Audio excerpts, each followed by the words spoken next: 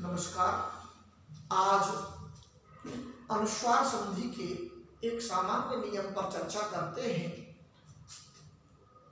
अष्टाध्यायी के 8वें अध्याय के चौथे पाद का 57वां सूत्र कहता है अनुस्वारस्य यही परसवर्णः। इस सूत्र में ऊपर के सूत्र से अनुवृत्ति आती है संहितायाम की, और संपूर्ण सूत्र का जब अर्थ करते हैं तो निकलकर आता है कि अनुस्वार के स्थान पर परसवर्ण हो जाता है। यदि अनुस्वार है और उसके बाद यह प्रत्याहार का कोई वर्ण है तो अनुस्वार के स्थान पर परसवर्ण आदेश हो जाता है।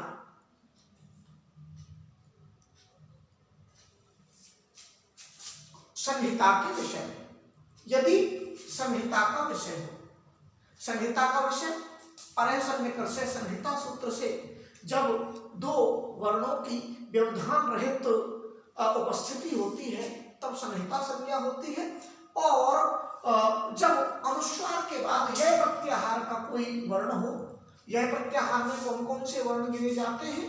यह प्रत्याहार में हैवर्ट के या से और कपय के यकार तक जितने भी वर्ण हैं, अर्थात श श श ह को छोड़कर सभी व्यंजन गिने जाते हैं।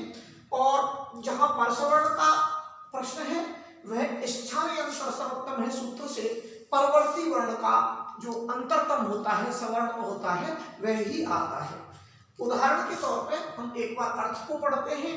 अनुस्वार के बाद यह प्रत्याहार अर्थात श श स ह को छोड़कर सभी व्यंजन इनमें से कोई भी हो तो अनुस्वार को विकल्प से परसवर्ण अर्थात अगले वर्ग का पंचम अक्षर हो जाता है। जैसे अम धन कह, तो यहां जो अनुस्वार है इस अनुस्वार को आदेश होगा क वर्ग का पांचवा वर्ण। क वर्ग का पांचवा वर्ण होता है नकार। तो यहाँ गकार हुआ तो ये अंक अनुस्वार की जगह पे ये आदेश हो गया है।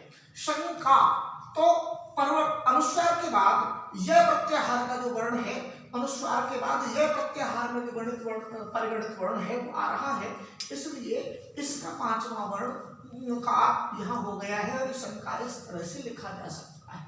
इसी तरह विकल्प से अनुचित, तो यहाँ जो च वर्ण है अर्थात चकार जो है उस चकार की गणना यह प्रत्याहार में होती है, इसलिए इस चकार का जो पांचवा वर्ण है, च वर्ग का पांचवा अक्षर वो है यकार। य, तो ये अनुस्वार को यकार आदेश होकर के अनुचित है को इस तरह लिखा जा सकता है।